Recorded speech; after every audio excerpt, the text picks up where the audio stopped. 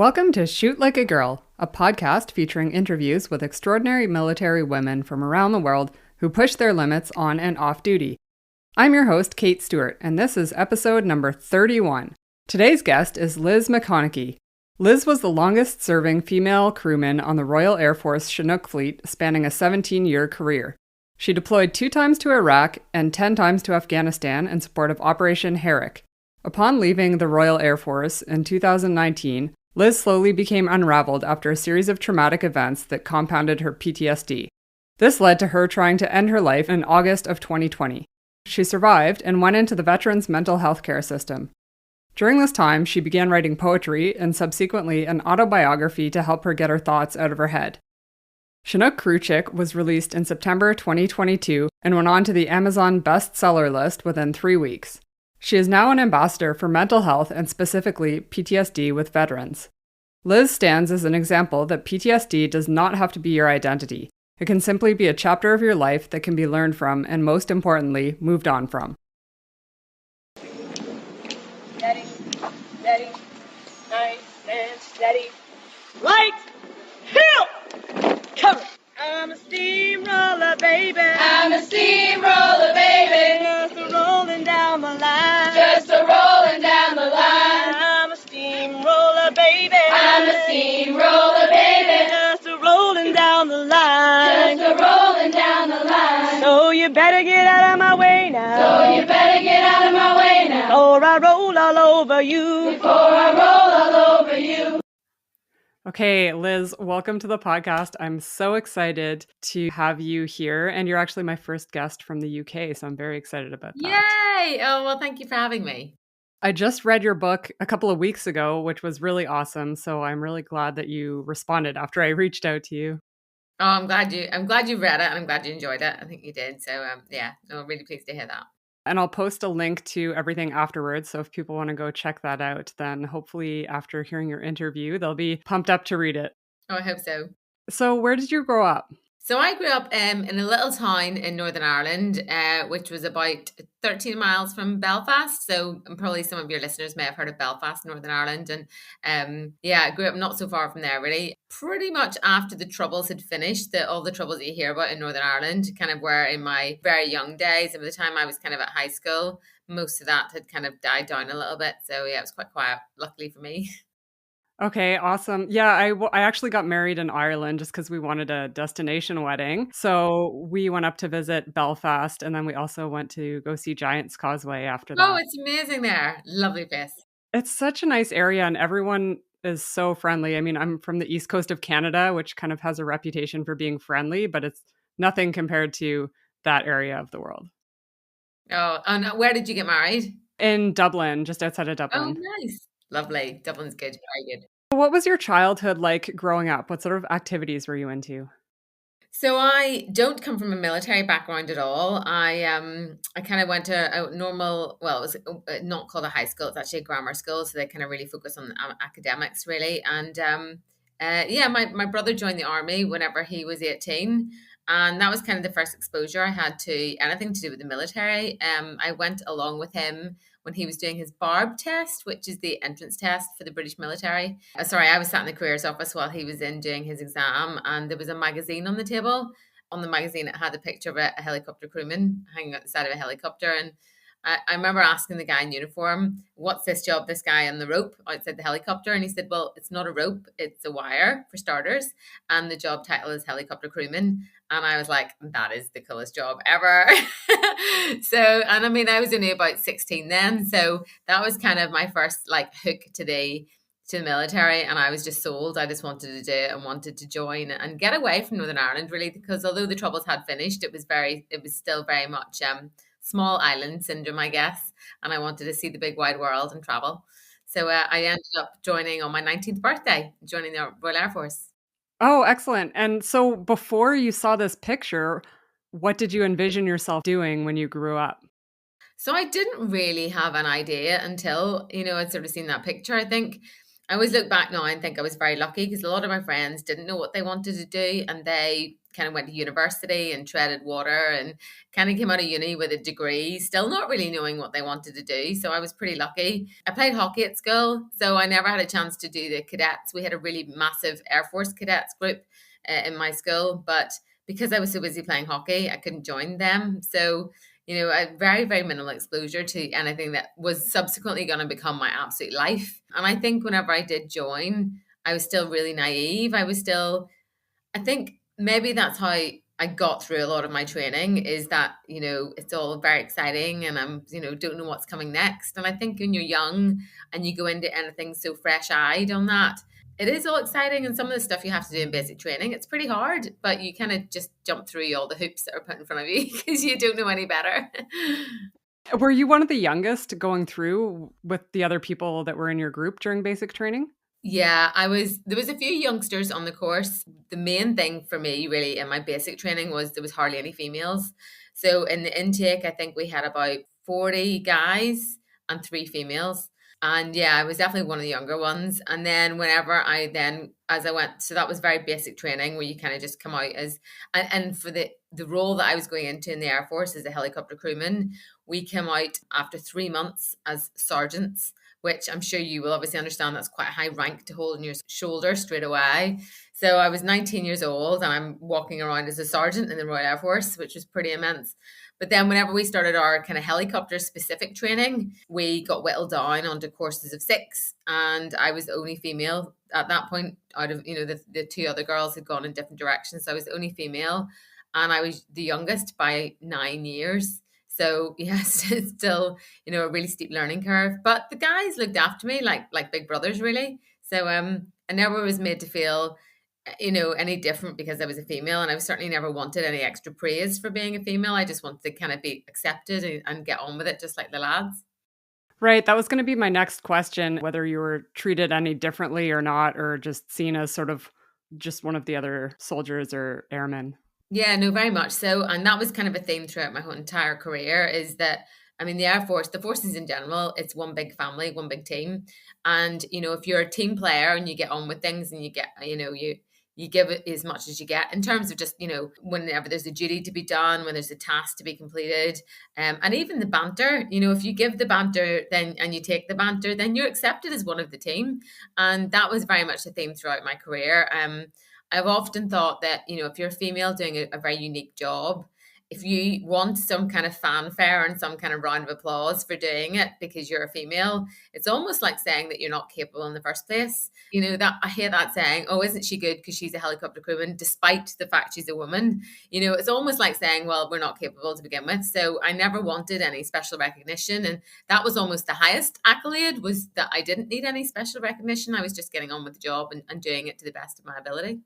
I sort of flip-flop back and forth. I totally agree that we don't want any special treatment. And especially in Canada now, they're really pushing women to join. But one of the things is I always can't stand it when I'm doing something and the photographer comes over and they're like, oh, we need a picture of a woman doing this. It's like, well, everyone else is doing it. But then I think of maybe you seeing that photo and it was, a man in the photo. But if you had seen a woman doing that, maybe you would know that, okay, now I can do this job as well, or there's other women out there doing that job. So it just kind of maybe reinforces that for the younger women that okay, yes, you can do these jobs as well. I'm so glad you said that, because whenever I had the same, we used to call it token Doris, and they used to come along and want a female, and it was like, oh, get Liz out. And I used to always avoid it and managed to kind of use the fact that I was from Northern Ireland, which was a bit sensitive, and managed to avoid it. But then after a few years of being the only female doing my job on the front line, a couple of other girls joined the squadron, and one of those girls had seen me about 4 years before when she was holding. And she said that it was seeing me doing the job that had inspired her to go across it and become aircrew. And, that was a game changer for me. I thought, wow, someone seeing me actively getting on with the role and just, doing it to the best of my ability has inspired someone else. And I think, certainly whenever, I then became an instructor and very much felt the same, it almost felt like it was a duty to kind of inspire more females into the role. And since the book came out in September, that's very much, something I've shied away from most of my career, which is being the, female kind of, not pinup, but the female kind of token effort in front of the camera. Now I feel really proud of it. And, I hopefully am inspiring more females to go into those kind of jobs. There is a lot of sort of British humor and terminology in this book that I am unfamiliar with. So can you explain what a Doris is? Yeah, so it's very much an Air Force thing, and I think it comes back from like Battle of Britain, kind of World War II era. That females in the RAF were called Doris, and it was a term of affection. So whenever I arrived in the squadron, I was nicknamed Doris very early on. And it's kind of an old-fashioned female name. I think that's kind of where it stuck. But then whenever we got a few more females on the squadron, they were Doris number 2 and Doris number 3 and Doris number 4. But I was always initially just the Doris. And I had it on my squadron mug and everything. So yeah, very much a term of affection. And coming back to that, being part of a team, for me, it was, I liked having the nickname. And I think in the forces, when you get a nickname, you know that you're accepted, you're part of something whenever you get a nickname.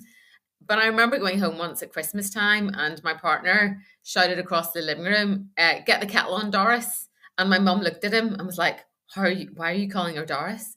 And my mum was really offended by it. And I said, Mum, it's a term of affection. And I think that's, banter and nicknames are very much, you can be offended by something if you perceive it differently. And I got asked recently if there's any sexism in the forces. And I said, no, I don't think there was from my journey throughout the Air Force, because it's how you perceive stuff. I used to get bantered most days about parking badly. And I remember we did an all-female fly past once on an RAF Chinook. And whenever we parked the Chinook and walked back into the squadron, there was lots of banter about whether or not we parked it straight. And, again, that's we just laughed, and it's a bit of banter. So the term Doris was all about that. It was kind of an affectionate term, and it meant that I was, accepted, I think.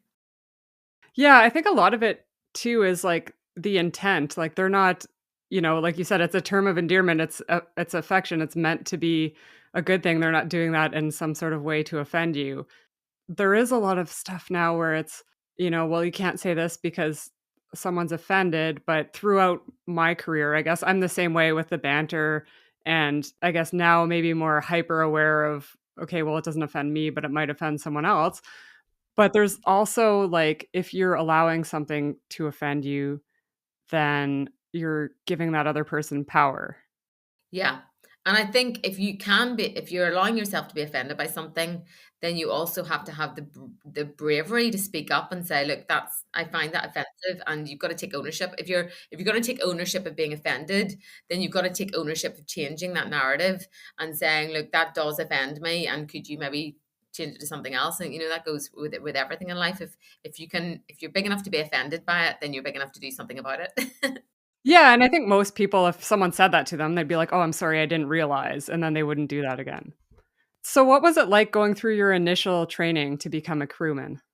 So I was very naive, as I said earlier, whenever I joined. I'd never left Northern Ireland before. So moving to England at the age of 19, essentially with just a bag full of coat hangers at the time. My mum packed my bag full of coat hangers because it said in the joining instructions I'd need coat hangers. But I was really naive, and I then spent 3 months of the basic training of learning how to be in the Air Force and learning what the rank structure was, which is extremely difficult when they're all the same in the Air Force. There's just lots of lines for different officers, and I ended up saluting corporals on the gate and all sorts. But they're very good in the military of stepping you up slowly. So, I came out of basic training, say, wearing the rank of sergeant, and kind of knew a little bit more about, that military bearing and how to act and how to be on parade and those kind of things. And then throughout the helicopter training, again, it's lots of baby steps. So the first 3 months, it's all about navigation and rules of the air and a bit of basic radio kind of comms. And then whenever you move on to the first flying phase that you do, that was done on a thing called a Griffin helicopter, which is a little bit like a Huey helicopter from Vietnam. And again, the first time you ever go flying, I remember putting my flying helmet on and plugging into the intercom, and it was all a bit daunting. It's like, oh my goodness, I'm actually talking on a proper radio. But all the things you do are very small little packages of learning. And then whenever I eventually got onto Chinook Helicopters, I mean, those things are a beast. So everything that I'd learned in the baby helicopter, I was now learning how to put more things inside, because the Chinook, you can fit a huge amount of freight inside. You can put landovers and trailers and 105 field guns in there. And it's got 3 hooks underneath, so we could fit three underslung loads. So I guess, if I'd have looked at 19 years old and thought, oh my God, I've got so much to learn, it would have been so daunting. But it's really good at kind of taking you up through it all really slowly. So yeah.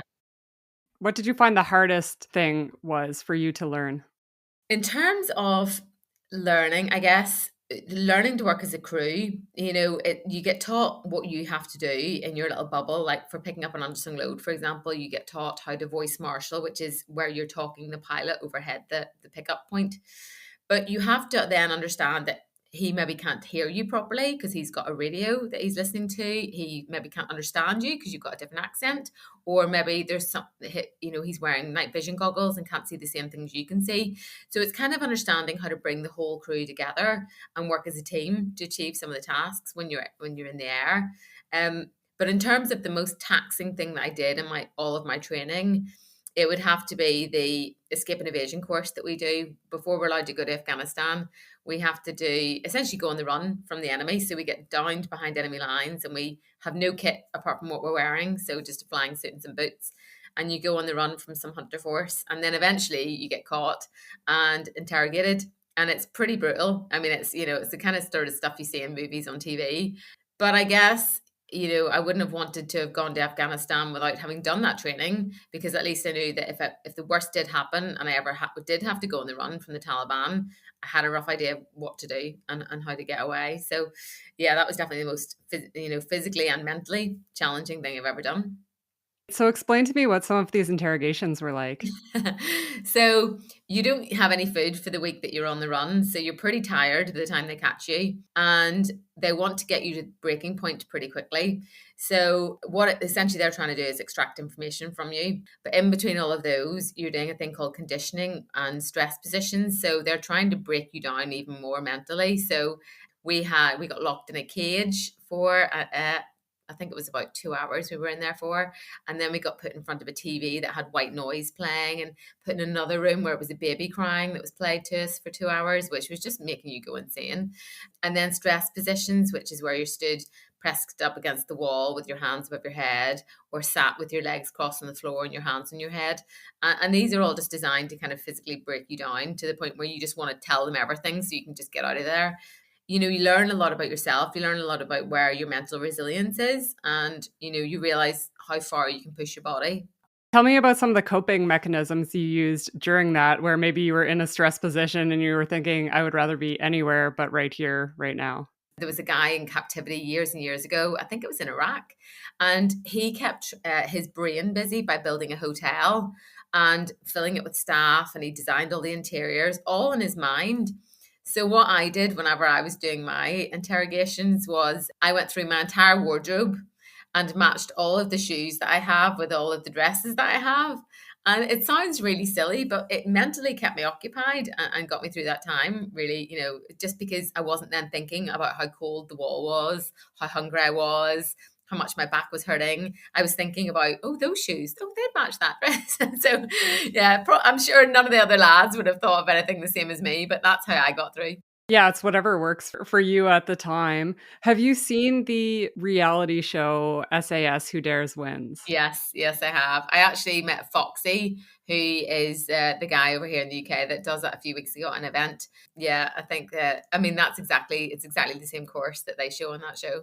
Yeah, I was watching that. I've watched a number of seasons, but I've seen that portion of the show as well. So I was thinking about that when I was reading that portion of your book. Yeah. And do you know what? It's good that those guys are doing that, because it actually highlights to a lot of people just what some of us in the forces go through, to get to the front line. It's not all Tom Cruise and fast jets and red arrows and those kind of things that you see at air shows.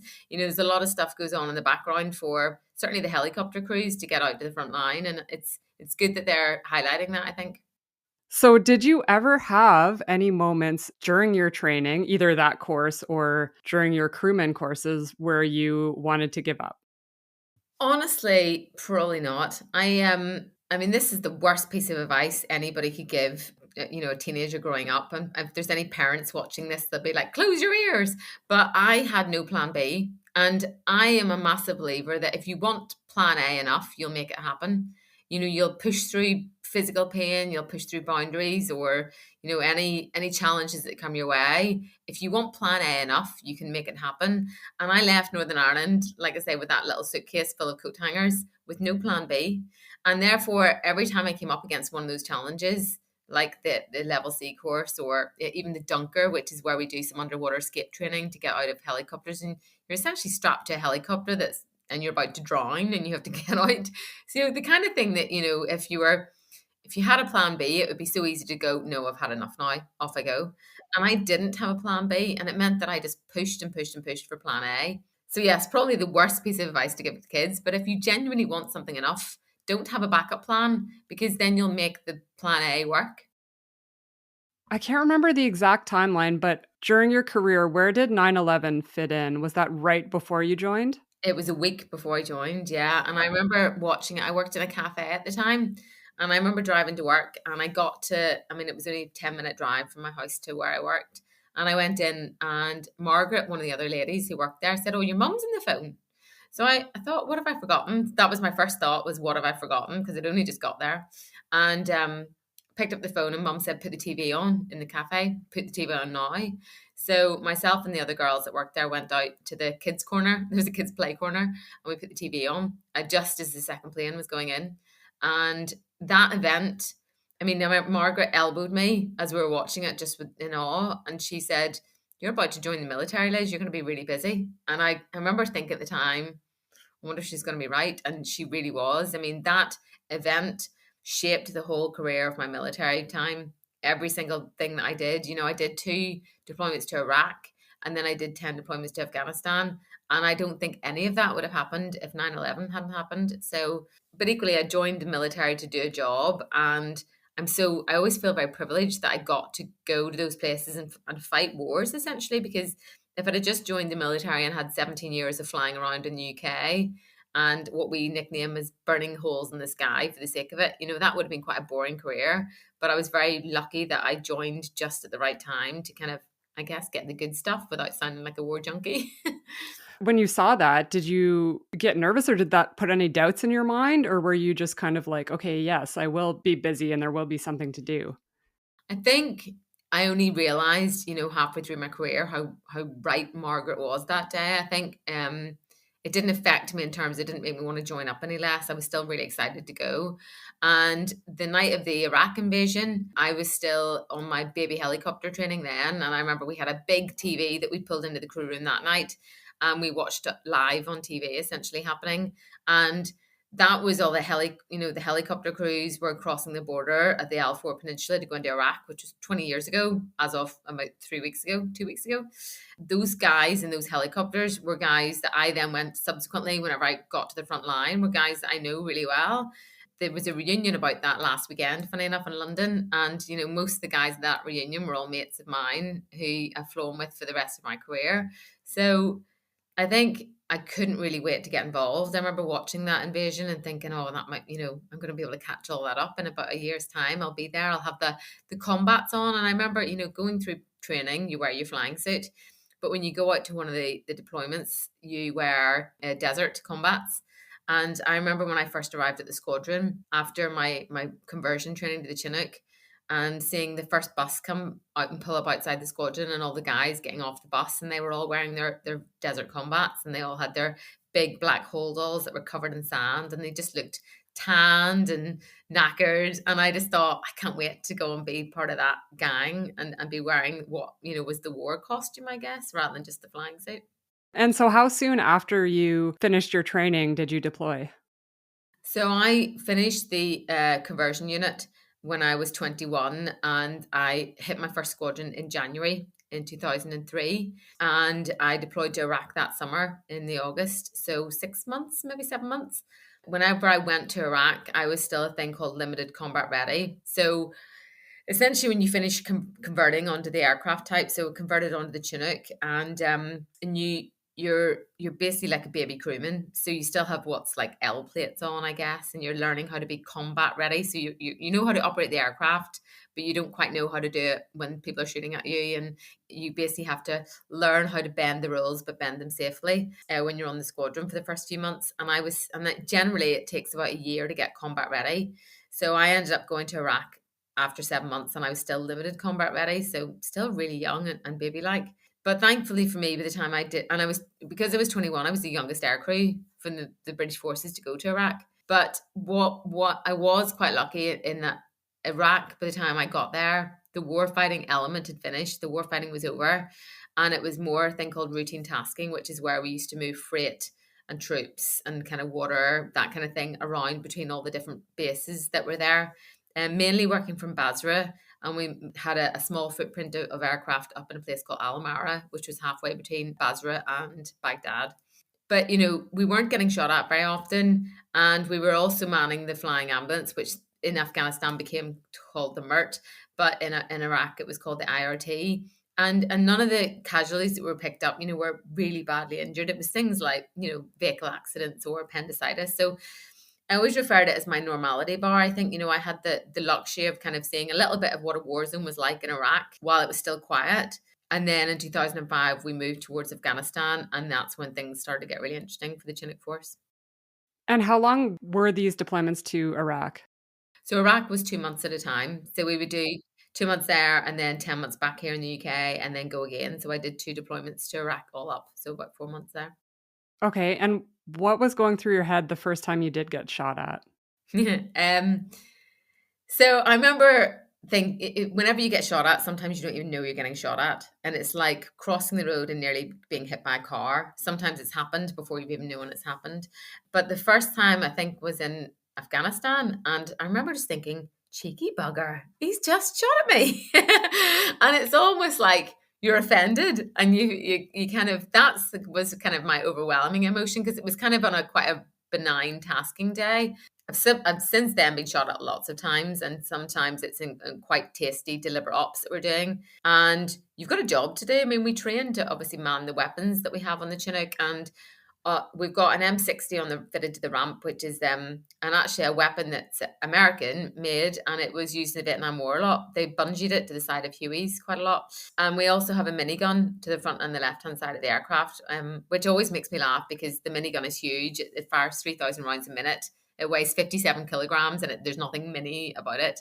But, our job is to man that weapon. So unlike the troops on the ground, whenever they're getting shot at, they can take cover and they can hide in ditches or, go into a building or whatever, go to ground. We can't. We have to stand there and man that weapon and defend the aircraft. So it's quite interesting. It has its moments. And I think I always felt like I had like a little ready. We have there used to be Ready Breck, which is a porridge back here in the UK. And the little advert had a little man with a little glow around him as he ate his porridge. And I always used to think like I've got a little invisible shield around me whenever I was manning the weapon, because, I felt a little bit invincible, I think. And that was probably because I always felt really safe on a Chinook. And despite the fact that it's taken me to some of the probably the most dangerous places on the earth in terms of war zones, I always felt really safe whenever I was in the aircraft. It looked after me, that Chinook, and it's a battlefield helicopter, and I've taken some pretty big battle damage to it. We've taken a lot of incoming fire, and I know of crews that have lost an engine and another crew that lost about 1.5 feet off one of the rotor blades. But the thing keeps flying, and it's it'll usually get you home. You do have that picture in your book of you standing below this bullet hole that went sort of right over your head. Yeah, I've had 2 near misses throughout my career. That was the first one. And yeah, the bullet hole went in the front door. I was the number 2 crewman, which is the crewman that stands at the front door. And a bullet went in over my head by about 1 foot, maybe 1.5 feet. And it rattled through the aircraft, and the engineers actually found it for me. It had embedded itself in the metalwork on the other side of the cabin. So they dug it out for me a couple of days later and gave it to me. So that stayed in my bedside drawer. And then on a deliberate op, we took some AAA, which is quite high caliber anti-aircraft ammunition. So we took a high caliber round. Well, the whole aircraft took incoming that night, but one of the rounds was caught on the by the ballistic panel that I was stood on. So the round came up beneath my feet. And if that hadn't been there, yeah, absolutely, I would have been a goner. And the engineers very helpfully found that one for me as well. So I've got two bullets in my bedside drawer, and people keep suggesting I should make some earrings out of them or some cufflinks or something. But yeah, I think they can stay there for now. Yeah, that was my first thought. You could put it on a necklace. What was the sort of difference like in operations and what you were doing in Iraq compared to Afghanistan? So Iraq, like I mentioned before, was very quiet. It was just moving troops and freight and food and stuff around. Afghanistan in the early days was very similar. In the early days in Afghanistan, Camp Bastion didn't exist. So we were based out of Kandahar, which is where all the other, the Canadians were there, the Americans, the Aussies. It was great. It was like a big holiday camp, really. And the Chinook Force were kind of instrumental in getting all of the building materials for Camp Bastion across a thing called the Red Desert, which was in the southern area of Helmand. And it was about a 45-minute flying time from where Kandahar was to Camp Bastion. So the early maybe 2 deployments I did was just moving stuff across there and holding a response with a sort of some medics at Camp Bastion in case any of the British troops in Helmand got injured. In fact, if any of the NATO troops got injured. And we only had a couple of what are called forward operating bases, so the little tiny bases up the Helmand Valley. There was only a few. We had a place called Lashkagar, Gareshk, Sangin existed at that point, and a place at the very top of Helmand Valley called Kajaki. And other than that, there was hardly any British troops on the ground. So even in terms of what was happening in the flying ambulance, there was very little because there was hardly anyone there getting injured. But from about 07, 08 onwards, there was more British troops pushed up the Helmand Valley and lots more British troops injected, and all NATO troops kind of into Afghanistan, and things started to ramp up very quickly. So what had become kind of routine tasking in the early days suddenly became a lot more in terms of MERT, which was the flying ambulance, the medical emergency response team. And the things that we were going to got worse. There's more bullet injuries, head injuries and trauma. And we went from picking up lots of, walking wounded to suddenly picking up lots of stretchers, torsos, limbs missing. And people started dying in the back of the aircraft. And I think that's when I kind of knew that this was real. We're at war now. Watching British soldiers die at your feet was pretty, hard, kind of on a day-to-day basis. It was happening more than once a day. I remember my worst day where we had 14 medical shouts back to back. It was just horrendous. And then we did a lot of deliberate ops. So deliberate ops are where we go and assault known Taliban compounds. And, there'd be days leading up to that, doing lots of briefings and whatnot. And we worked with all the other NATO forces to go and take some of these areas. So it got very kinetic very, very quickly. And, the routine tasking would be done by 1 or 2 Chinooks throughout the day. And then the rest of the crews would be on the night ops doing all the kind of more exciting and high octane stuff. And then you rotate. So you'd maybe do a day tasking, some of the night stuff, and then go on to the flying ambulance kind of duty, the MERT duty, and then go back to the start again. And so every day was different. But yeah, it from kind of 07, 08 onwards, really until I left in 2015, when the whole British forces pulled out of Afghanistan, it was lots of bullets and lots of wounded soldiers. Yeah, I didn't realize until I was reading this, I guess, how much of a Jack, or in your case, Jill of all trades, you have to be in the back of the Chinook, because you're doing the medical evacuations, you're, lifting equipment, you're transporting troops. There are so many different jobs within your job that you have to do. Yeah, and we're very different in terms of the way the British military do that compared to all the other Chinook operators. So I think you guys have got Chinooks, and so the Americans, and so the Aussies, and I think the Dutch have got them as well still, but they have crew chiefs, and those crew chiefs are trained for each individual task. So you might have one who's there for the underslung loads, and you might have one who's there for the internal vehicles, one who's there specifically to man the weapons.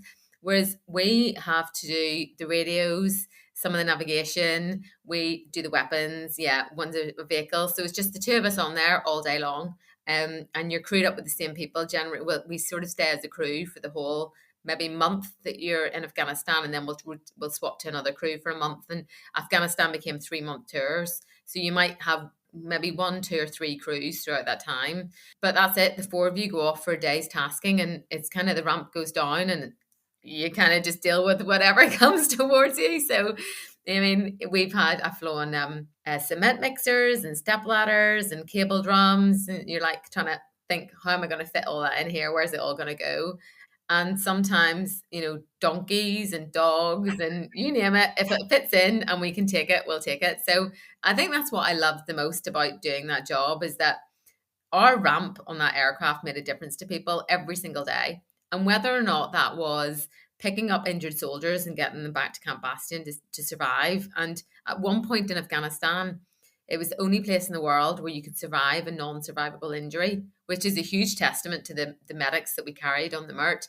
But, whether or not it was us rescuing soldiers, whether or not it was taking ammunition and water into soldiers that were pinned down in one of the bases, or whether or not it was taking a letter from home or fresh fruit into some of the guys, the stuff that we did every time that ramp went down, we made a difference. And I think that sense of purpose was something that, I'd always wanted throughout life. And my 17 years in the Air Force very much gave me that on Chinooks. How did you decompress after those particularly difficult days where maybe a military member did die in the helicopter? Yeah, so we didn't have anything formal in place. It was a case of, as a crew, we would land and we'd maybe go and have a brew together, or a cup of tea, a cup of coffee, whatever you guys call it. But, we'd go in and maybe catch up and sit outside on one of the blast walls and have a chat. But certainly for me, on a personal level, I used to go and run. I used to go to the gym and kind of just thrash it out at the gym. And I think a lot of people do that, headphones in, off you go. And the more, I look back now, and whenever I joined the Air Force, I could barely run a mile. And then I got quite good at it as the years went on. And I think that's because I just ran and I ran and I ran, almost like Forrest Gump from the film. I just kept going. And every time I saw more trauma, I would just run a bit more and run for longer. And I think a lot of people kind of use those kind of things as they kind of empty their bucket at the end of a day. In terms of formalization for decompression, in about 2010, the British military realized that actually the stuff that a lot of people, the soldiers on the ground and the aircrew were seeing in Afghanistan was getting pretty bad. So we had a more formalized thing put in place called decompression, and that was at Cyprus. So when we would fly home from Afghanistan, we'd have to spend 2 days in Cyprus decompressing on. It was good. We got to sit on a beach for a day and we got a couple of tins of beer. And then we go home to all our loved ones. A lot of people didn't really want to do it initially because they just wanted to get home. Your 3 months tour is over. All you want to do is pack your kit and get out of there and get back to your home and your loved ones or your kids. But actually, looking back in hindsight, it probably was really useful just to have 2 days where you're not in uniform, you're in your civvies that you brought with you, and you're just talking about general stuff that you're looking forward to getting back to, rather than talking about a deliberate op or what's the aircraft doing or the threat. So it's kind of just almost normalizing what you're talking about as well. And looking back, so if you were to think of maybe something that could have been added or something that could have been done, do you think that there's anything that they could have done better maybe after those difficult days or put in place? Or do you think that you were equipped enough to cope with that? No, I think very much they should have done something sooner. I mean, I think it's the classic saying, we're all really bad at learning too late, aren't we? Hindsight is a wonderful thing, but I think that they should have had a lot more to do with decompression from the very start in Afghanistan. But I don't think anyone knew how bloody that campaign was going to be. And it caught everybody out, every single force that was there on the ground, it caught us all out. But, those are lessons that we had from the Falklands, certainly from the British side of things, and same for Iraq. We should have at least had the framework in place ready to press go straight away if we needed it. And it always felt like a little bit of an afterthought. But certainly, I suffered whenever I left the forces. I suffered in 2020 really badly with PTSD and my mental health. And I look back now at whenever I was going through my rehab for that, some of the tools and some of the things I learned for me on a personal level are things that they could teach the basic recruits. There should be so much more when you're going through basic training about how to acknowledge your mental health, how to be able to talk about it, how to make sure that it's not taboo, and how to be able to kind of be brave enough to go into the crew room and say, I'm really struggling today, and not feel like you're letting the side down. Because I think we're taught from day one in basic training to be really hard and really, go to the fight and not shy away from the fight and to be unbreakable. We're all trained as soldiers to be unbreakable, and because nobody wants soldiers to break. But actually, you need to be able to be taught how to be able to ask for help when you are breaking. before it gets too late.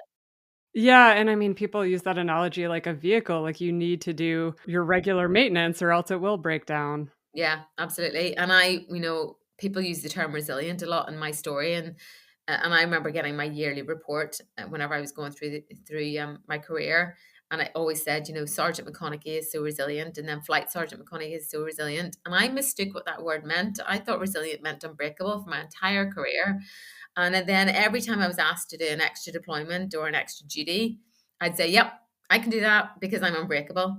And actually, what I did was break myself because of it.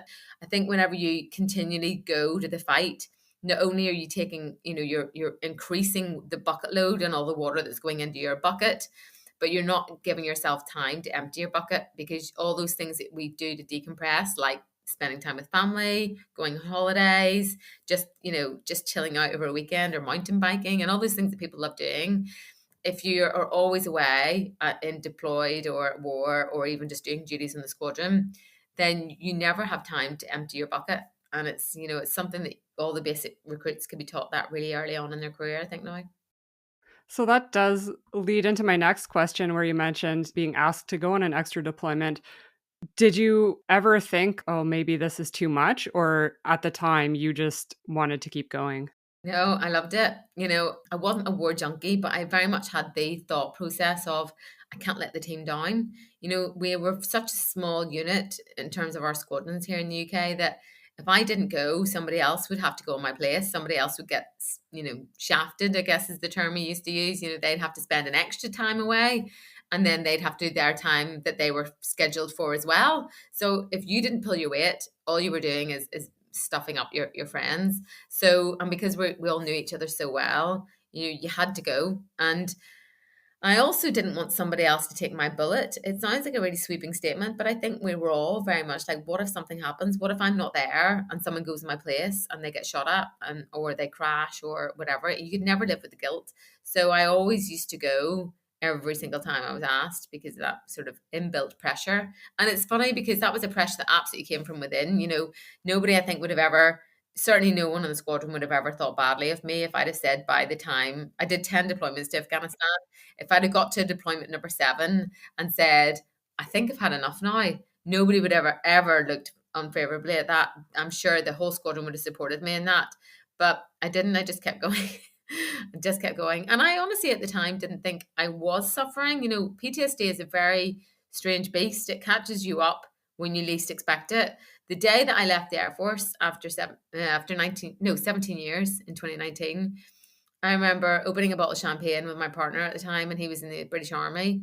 And we toasted each other and said, we've got out in one piece. Our brains and our bodies are still intact within reason. We had the odd niggle and whatnot, and I damaged my neck, which is why I ended up leaving. But, in terms of mental health, we were really good.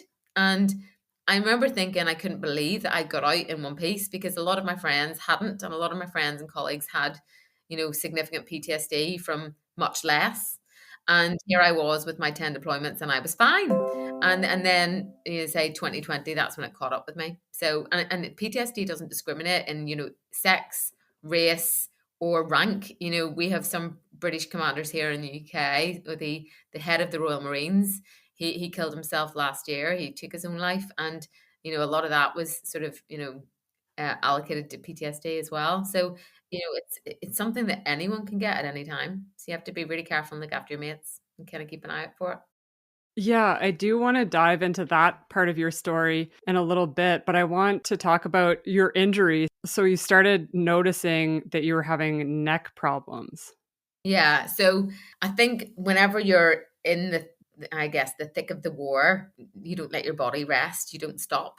And it was only whenever we pulled out of Afghanistan in 2015, my neck started to really play up. It meant that I found it really hard to look over my shoulder. I was in a lot of pain when I was looking over my shoulder, but I never went to the doc about it because we get grounded as soon as you say I've got a neck problem or you've got a bad back. The first thing that the British doctors here do is say, right, no more flying for you. And I loved flying, it was what I joined to do. So I kind of brassed it out, stuck with it for a while until a colleague said something behind me one day when we were walking in from an aircraft back to the squadron. And I turned to my whole body to answer him. And he said, Liz, you've got to go to the physio. You just got to go. So I did and got grounded. And I went through a bit of rehab. All the medics and all the physios back here in the UK did a really, absolutely threw everything in terms of trying to get me back fit to fly.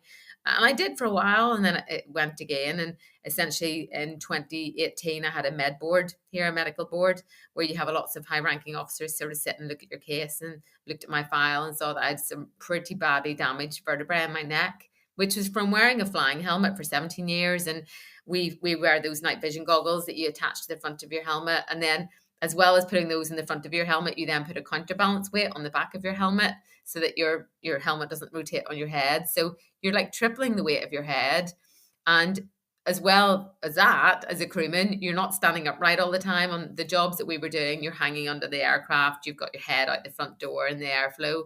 So you just batter your entire body. And it wasn't really a massive surprise after 17 years that my neck did give up. So I had my med board in 2018 and then was medically discharged in 2019.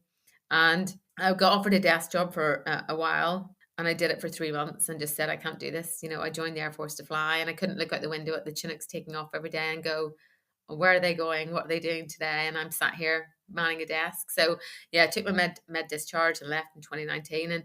And it was really hard, having been in the Air Force from the age of 19 and wearing that same flying suit, every day, proud as punch with my name and rank and number on my chest, and suddenly just to be Liz who, I wasn't Liz the crewman anymore. I was just Liz. And the other thing is, whenever you hand your ID back, you're essentially off camp, and it's, you can't get back through to see all your mates because they're on the other side of the gate. And it's leaving the military for anyone who's been in for that long is a very tough experience. It really is. Were there programs in place for you at the time when you were transitioning out of the military, or was it just sort of one day you're in and then the next you're not? Well, whenever you're still in, you get to do a thing called like resettlement. So you get some money to go on courses and kind of get lots of civilian qualifications. I did personal trainer, so I could come out and be a personal trainer, and I think project management course, so I could come out and do that as a job. But you're still in your uniform then. But the day you hand your uniform back in and you hand your ID back in, no, that's you gone. And I was lucky that I still live near camp, and I have some great mates that, I'd been to Afghanistan with and I'd lived with for months in tents and whatnot, and I knew them really well, and they're some of my best friends. But I imagine for anyone else who lived further away from camp, or people just, around the UK, when you leave, if you go back to your hometown, you're suddenly just, you feel invisible. You feel, you've been part of something huge for a very long time, and something with so much purpose. And suddenly you've got no identity and no purpose. And I think that's why so many veterans really struggle when they leave, because it's so quick. It just, one day you're in the club and the next day you're not.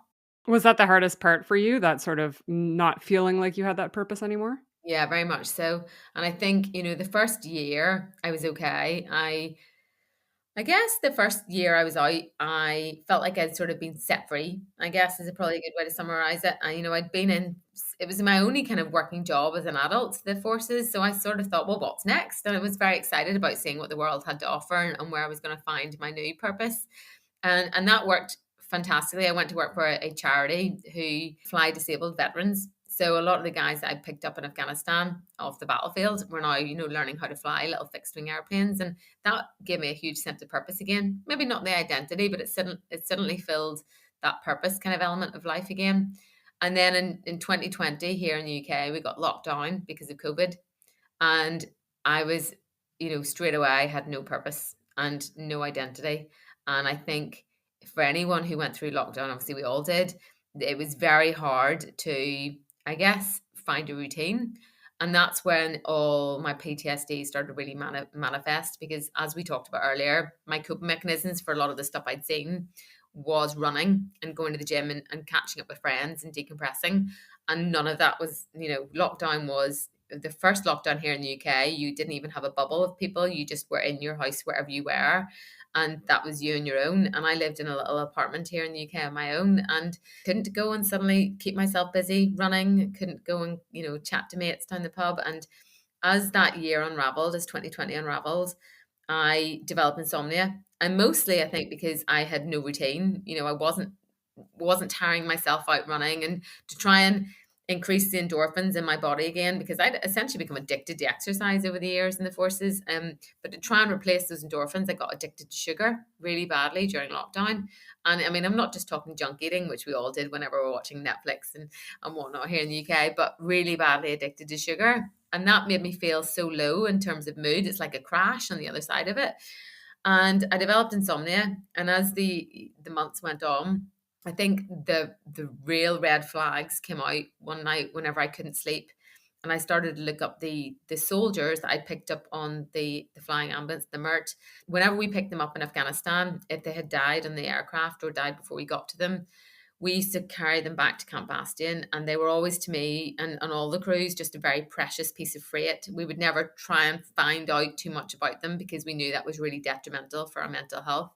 And this night in particular, I was looking them all up on the internet, Googling them all and finding out if they were married, had they got engaged before they went out to Afghanistan, did they have kids? And I knew it was really destructive behavior for me mentally, but I never reached out to a single person to tell them I was struggling. And I think that comes back to the feeling of not wanting to burden people. You know, everyone was going through something in lockdown and I didn't want to add to anyone else's problems.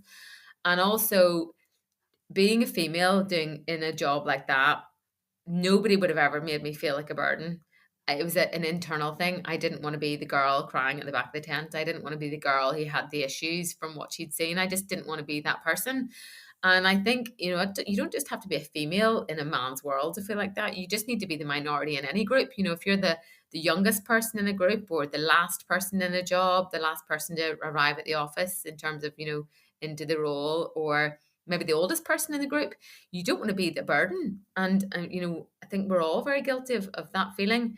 So I went through into August that year and then woke up one morning and decided that I was going to take a huge overdose and end my life. And I was so mentally detached from life by that point. You know, it happened very quickly. It's almost like being on a river and you don't know how close the waterfall is.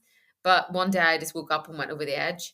And I had emotionally just checked out of life. So I spent the whole day planning my suicide, like meticulous fashion, as if it was a deliberate operation at work. You know, I knew exactly how many amitriptyline I would have to take to end my life. I tidied my apartment. I wrote my mum and dad a suicide note, and I took out the trash and had a shower, did my hair and makeup, and then at midnight took 95 amitriptyline and don't remember much else. And I've always thought suicide is the most selfish act somebody could do. You know, I know a few people have been touched by suicide over the years, and there's so many questions that got left behind when someone ends their life in that way, because people always question what could they have done to change something, what could they have done to change someone's mind or stop someone getting to that point. And yet here I was that day, you know, without a single emotion, just writing my suicide note as if it was the most normal thing in the world. And the truth is now, obviously, I survived. What I didn't know at the time, I woke up 2 days later in hospital and I was intubated with a tube down my throat. And I remember coming out of the coma. I'd been on life support for 2 days and I couldn't breathe. I had this tube down my throat and I couldn't breathe. And I was like trying to grab at it and pull it out. And they put me back to sleep again. And then they brought me around a little bit later and explained I'd been brought in by an ambulance. And it turns out I got released from hospital another 2 days later, so 4 days in total. And I was reunited with my phone and I'd called the ambulance at 10 to 1 in the morning. And I don't remember the phone call, but it proves that there was something inside me, that will to survive was there. You know, subconsciously it was there. No matter how much your brain was playing tricks on you that day and saying you want to end your life, the will didn't want to die. And that's something, you know, I guess for anyone who's ever been touched by suicide, you have to kind of understand that there's nothing anyone could have said to me that day to change the outcome. You know, I guess you guys have got James Bond over there, but James Bond actor is a guy called Daniel Craig, who I have a huge crush on. And I remember telling someone, you know, if he'd have come around for dinner that night, it wouldn't have changed the outcome of what I was doing. I had mentally decided this was my path. And I think that's, you know, I'm lucky enough to have come out the other side of it to tell people that. But I think for anyone watching this or listening to this who has been touched by suicide in any way or lost someone to suicide, you can't blame yourself, because that person was already in that mindset and was heading it like a water slide. They picked up their donut and they were going one way that day. So I'm very lucky that I survived. So reading the book, there were obviously a few things that could have happened before you got to that point to prevent it. So talk to me about when you did try and call the hospital or the doctor's office to get some help? Yeah, so that morning when I woke up, I was having these suicidal thoughts, and I'm quite a bubbly person normally, and I was really, I instantly knew this is not good. So I emailed my GP, because I think when you're struggling like that, it's sometimes so much easier to put things in words than to actually call someone and tell them down the phone. So I emailed the GP, and I got an email straight back from the pharmacy, which was next door. They were like co-located in the same building. And they said, and the email was, this is me. I woke up this morning. I want to end my life. I'm having suicidal thoughts and I'm really scared. Can somebody help me? And they emailed back and said, "Oh, sorry, you've come through to the pharmacy. You need to call the GP next door."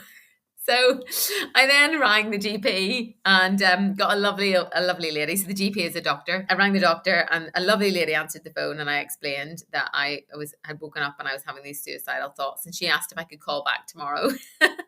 So when I eventually broke down crying at that point, she was really good. She said, "Look, we'll get the GP with the doctor to phone you this afternoon." So he called me about 2 o'clock in the afternoon, and I explained everything again, broke down in tears and said, "Look, I'm having these suicidal thoughts. I've never had these thoughts before. I'm very scared." And instead of saying, "Do you want to come into the surgery?" And I lived opposite the surgery, or asking what medication I was on, which would have been a really important question to ask, because I was actually already taking this drug amitriptyline, which is actually, I only know now, because I've done some research on it. I was taking it for my neck pain that I'd been issued it a couple of years before whenever I left the military, and it was to deal with my neck pain because it's a nerve blocker. And it's actually, I only know this now, attributable to 60% of suicides in the US, which is a huge statistic. But because it's a nerve blocker, it blocks your emotions as well. So, and it's because it's also an antidepressant, it puts your mood in a really low place. So all of these combining factors, I've been taking this amitriptyline, and it essentially put me in a suicidal mindset. And if the doctor had asked at any point on that phone call, "Are you taking any meds at the minute?" and I'd have said amitriptyline, he probably would have realized what was going on. Even if he'd looked at my notes to say that I'd been prescribed amitriptyline and I'd reordered some on the Monday, he didn't do any of that. So that afternoon, after hanging up the phone to him, I kind of went, well, no one cares. I've reached out to them 3 times now and none of them seem to care. So the afternoon I went across and picked up my lethal dose of amitriptyline and an antidepressant that the doctor had prescribed me that afternoon. And, the same people in the pharmacy who I'd emailed first thing that morning to tell them that I wanted to end my life handed me the 2 bags of drugs and off I went. So there was lots of holes in the kind of, how the doctor surgery dealt with it that day. And ironically, they called me about 2 weeks later and apologized. But, thank God I was here to apologize too, because it could have been a very different story. Yeah, that could have been a very different outcome. I can't even I can't even imagine being on the phone and having someone call to say they're suicidal and just saying, "Oh, we'll call back Tomorrow. It's insane to me. It's just Yeah. But we were in COVID times, and I think COVID was a very different time for everyone in the kind of those surgeries and whatnot. So, I don't think it's an excuse, but I think it was such strange times for everyone that, I'm sure none of them, looking back in hindsight, would have done the same thing. Do you think that you would have still gotten to that point had COVID not happened, or did that just sort of make it happen earlier? Do you know, I think that's a great question. I get asked it quite a lot, actually, and I don't know. I think COVID took away my coping mechanisms, and I think I probably would still be walking around like a ticking time bomb. All of that trauma was in there. It's all the things that I'd seen in Afghanistan had just been stored away in the back of my brain in some locker. And I think they had to come out at some point. And essentially what the amitriptyline did was it tiptoed into my brain and unlocked the locker. And then I threw the files everywhere that day. And if COVID hadn't happened, they'd still be in there, I think, waiting to come out. And whether or not, I would have merrily skipped through the rest of my life with them locked in there, who knows? But what I found during my PTSD recovery journey, I was very lucky that I came out of hospital 4 days later and was straight into the veteran mental health care system here in the UK. And I'm very, lucky to have done that, because the civilian mental health system here in the UK is not so good. It's just, there's huge waiting lists and it's pretty underfunded. But during that PTSD recovery journey, the important thing I had to do was look at each of those incidents and all of the files that I'd thrown out of my head that day and acknowledge each one of them and read it and cry about it, because I'd essentially stored up, 17 years worth of crying. And it's okay to cry about trauma, because that's the whole nature of, traumatic incidents are traumatic. So you're allowed to cry about them and then put them back in my brain. And if I had just scooped them all up and just stored them back in there again, I'd probably be back in the same scenario that I was in pre-COVID. So I think the important thing when I went through my counselling was to let all those tears come out. You don't fall and cut your knee and expect it not to bleed. And equally, you can't expose yourself to trauma or see trauma and not expect it to affect you in some way. So you need to let it bleed. You need to let it, come out. So yeah, it was quite an important kind of recovery journey, that. So there's a part of the book that I want to read because I really like this. I feel like I see a lot of people do this, but it says, if you see someone who you suspect is struggling and you ask if they're okay, ask twice. People will almost certainly say, yep, I'm all good, or living the dream is a favorite military term. But if you ask again, are you sure you're okay? Then that can sometimes prompt a vital reaction. If you're not okay, even though it's the hardest thing in the world, try and snap out of this robot-like response and say exactly how you feel. Maybe just give a number. I'm a 6 out of 10 today, can sometimes be enough. Yeah. I mean, that's one of my favorite bits in the book. And I still do now. I do a lot of motivational talking here in the UK now. And that's always my takeaways for anyone at the end of one of my talks, is that you have to ask twice. Ask people how they are. And when they say fine, ask them again. And you might just crack the eggshell. But also, yeah, give your mental health a number. And I do it because not only does it mean that if I'm saying the number 3 to myself a few days in a row or a few weeks in a row, I know that I'm not in a really good place again.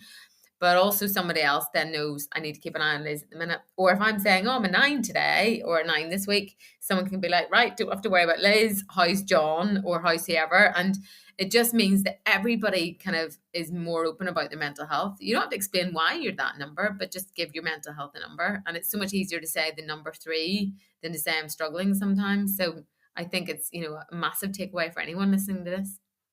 And what advice would you give to people who might be going down that path of having the suicidal thoughts, but has that feeling that you had before where they don't want to burden anyone? So you've got to, you get anyone, grab hold of somebody, whether or not it's a stranger or whether or not it's a charity. Some of the charities now have got text numbers where you can text them instead of having to make a phone call. But you let someone get their hooks into you, because I mentioned the analogy earlier of a waterfall, a river and a waterfall. I knew I was having up and down days throughout that time in COVID, and I wasn't in a great place, but I was never suicidal. And that suicidal thought crept up on me in the space of 24 hours. And then I went over the cliff, over the waterfall, and you don't know when it's coming. You don't know how close that is. So if you have even the inkling of I'm not in a good place, I'm hitting a 1 or 2 out of 10, then tell someone early. Don't just try and deal with it yourself, because I guarantee that all of your friends would much rather you phone them in floods of tears saying I'm struggling and I need help, than somebody else calls them and say, Liz is dead. She killed herself last night. And, my mom had to get that phone call whenever I was in hospital saying your daughter's tried to kill herself. And I know that she would much rather I'd called her a week before and said, Mom, I'm really struggling. So, you are important, you matter, and you're never going to be a burden, especially in the forces. It's like one big family, and we look after each other in the worst war zones in the world. And it's a privilege and an honor to be part of that. And those people are the same people who will look after you back here in the UK, because you're one big team. So let them, be honest with them, because that's what a team is about. You've got to be honest, and you've got to, speak to each other and communicate. And if you're not being honest with them, then you're letting the team down. So yeah. Do you find that afterwards you had maybe friends or family members who treated you different or tiptoed around you when they were speaking to you? Yeah, I initially I didn't tell a lot of people what had happened, because I was almost embarrassed, coming back to that thing about, I thought suicide was the most selfish thing someone could do. And I didn't really know how to explain it to myself, never mind to anyone else, how I'd got myself in that mental state. So I didn't really want to speak to a lot of people and have to try and start to explain, because I didn't know how to. And a lot of people were tiptoeing around because they knew something had happened. And, we're really good at Chinese whispers here, of like, well, I heard it happened like this, and I heard she was on this, and she was going to jump in front of a train. And I eventually, about a year later, put a statement out on my Facebook page and just said, look, this is what happened a year ago. And This is the exact truth. And that catharticness of just putting out there in the public for everyone to read meant that, because it was a day before we had a big families day at RAF Odeon, which is the home of the Chinook. So I knew I'd be seeing a lot of friends, and just having out there in black and white for people to read, and then I could see them, and it almost wasn't like they didn't then know whether or not they could talk or not talk about it, because I'd already put it out there for everyone to see. And the same thing happened really when I wrote the book, that Chinook crew chick, during my PTSD recovery journey. And it was more of a cathartic exercise, really, of just getting all of my thoughts down onto paper. And then it kind of got published by mistake, really. And I sent a friend encouraged me to send it off to some publishers, and I did, and it got published. But whenever that came out in September, the same thing happened, really. My story was there in black and white for people to read. And then it wasn't so taboo to talk about anymore, because I could just say, this is exactly what happened. And then people felt open enough to kind of ask me about it and talk about it. And I've had so many amazing messages about other people struggling with their mental health or PTSD since it came out. But there was a lot of friends who just didn't know how to approach me.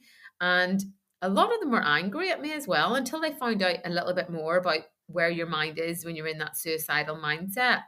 Some of them were really angry at me, because they were like, why didn't you talk to me? Why didn't you phone me? Why didn't you do this? And I think it's only now that they're starting to understand themselves a bit more about mental health, that they are like, I just want to give you the biggest hug in the world. So yeah, it's a tough thing for anyone to talk about, but trust me, as like I said a minute ago, people would much rather you phone them and say you're struggling than someone phone them and say you're gone. Yeah, yeah, exactly. And the decision to sort of write the book, I guess, wasn't even a decision to write a book in the beginning. It was just a way of you going through that therapeutically. Absolutely. The one of the counselors that I had from my PTSD stuff said, I kept referring to myself as, whenever I was in the Air Force, I could do this, and the Liz that was in it, a crewman, could do this.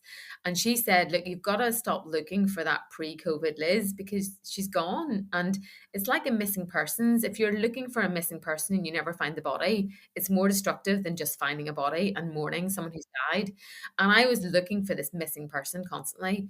And she said, look, put that person to bed and let her go. And as part of that, she said, you need to find who Liz McConaghy really is. And, it was ultimately, I was the same set of eyes looking at me in the mirror that had been the 17-year-old girl that wanted to join the Air Force. And it was the same girl looking back at me now who was out of the Air Force. And it was everything in between that had messed me up, all the bit in uniform, really. And so that's when I started to journal. I sort of went, who was Liz and why did she even want to join the Air Force? And that was kind of how chapter 1 started, and then chapter 2. And then it went through like that. And I say, when I started, it took me 3 weeks.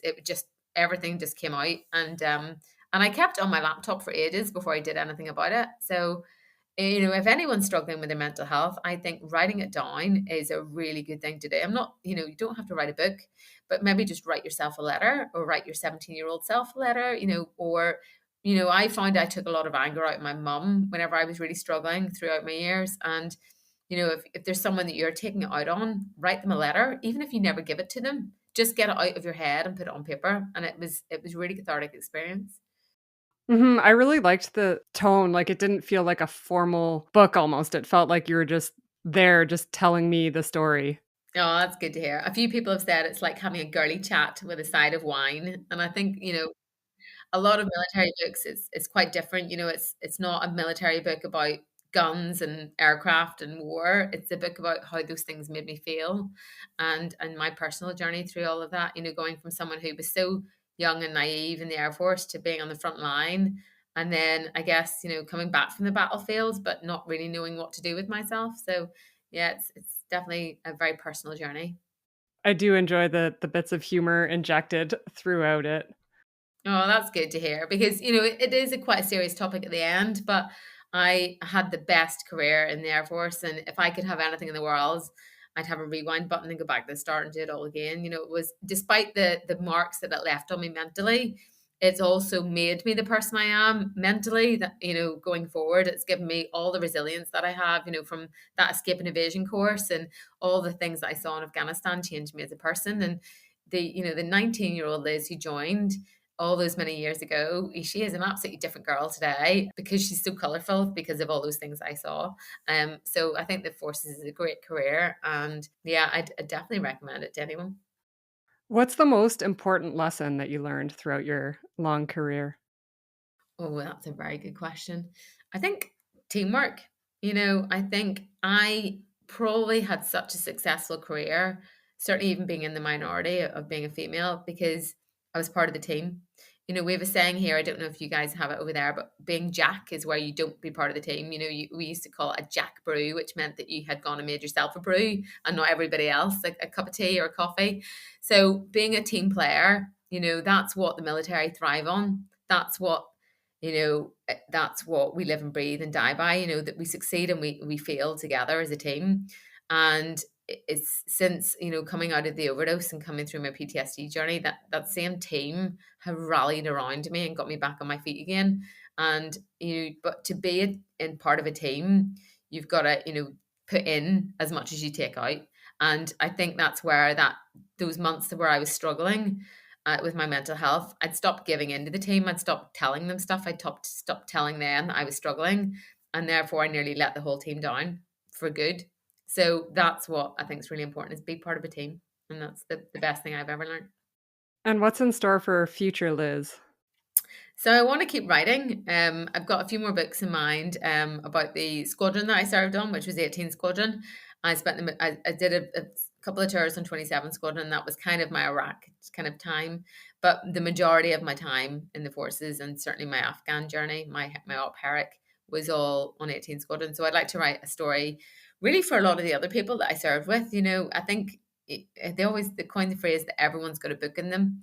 And I do think that everyone has a voice that needs to be heard. And it's all very great, hearing the stories of the snazzy pilots and the aircrew that went across the wire and flew into the hail of bullets. But that aircraft doesn't magic itself into the sky. There's a whole bunch of engineers that get it airborne. And there's also the safety equipment guys that service our helmets, and the armorers that service the weapons.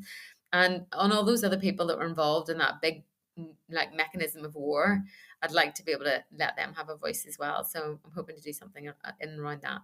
And continue with my motivational speaking. I do a lot of keynote speaking now and after dinner talks and things. And I think people are really, warming to that, and, talking about their mental health. And certainly I know that one I did recently, a lot of the company now every day ask each other what their number is. So, if I can make a small difference, then it's a good thing. Yeah, it used to be so taboo. And I think in a sense, like, people are still hesitant to talk about it, but I've definitely seen changes in the last few years for sure. It's getting better. It's definitely getting better. What advice would you give to women looking to join the military, and specifically in your case, looking to work on helicopters or become crewmen?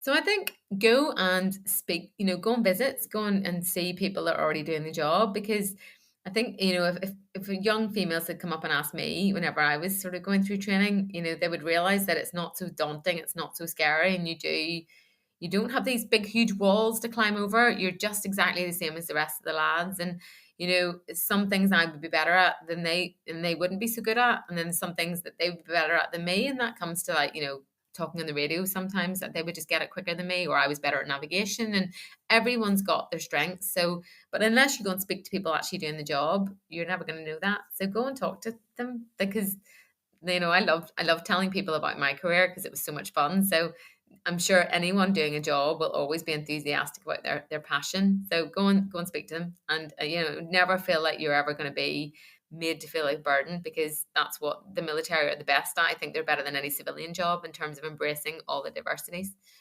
Where can people find you on social media, and where can people purchase your book? So I'm on Twitter as at Chinny Chick. And I love I love chatting to people. So any new followers is always great, because I love to interact with people. And I'm on Instagram as Chinook Crew Chick. So yeah, look me up and connect. And then I put lots of events that I'm doing here in the UK on there. And I also do lots of online stuff now as well. So it'd be really nice to connect with some people. Perfect. I'll put a link to that in the show description. And Liz, thank you so much for your time today. I'm so excited that we got to connect. Oh, thank you so much for having me, Kate. It's been an absolute pleasure. Thank you for listening. The biggest way to help support this podcast is to leave a rating and review on your Apple Podcasts and Spotify apps. You can also visit my Instagram page at Shoot Like a Girl Podcast to see photos from the guests, keep up to date with the podcast, and find out about any merchandise releases.